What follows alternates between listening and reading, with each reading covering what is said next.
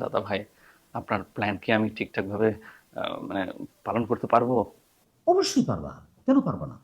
শোনো, তোমাকে এখন যেটা করতে হবে, তোমাকে একটা প্রেম করতে হবে। আমি তো প্রেমই করি। বিয়ের পর আমার প্রেম একটুও কমে নাই। আরে, আমি তো মিষ্টির সাথে প্রেমের কথা বলি নাই।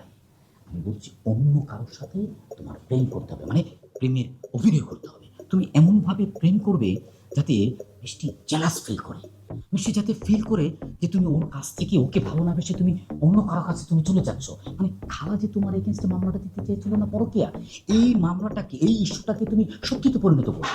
এবং মিষ্টি একসময় বোঝা শুরু করবে যে আসিফ মনে আমার কাছ থেকে দূরে চলে যাচ্ছে, আসিফ মনে অন্য মেয়েকে ভালোবাসা শুরু করছে। এই যে জেলাসি ফিল করবে, তখন মিষ্টি তোমাকে পাওয়ার জন্য আকুল হয়ে যাবে। এইটাই তোমাকে করতে হবে। কিন্তু দাদা ভাই, আমার তো একটা প্রবলেম আছে। কি প্রবলেম? আমি না ওই মিষ্টি ছাড়া আর কোনো মেয়ের সাথে প্রেম করতে পারি না।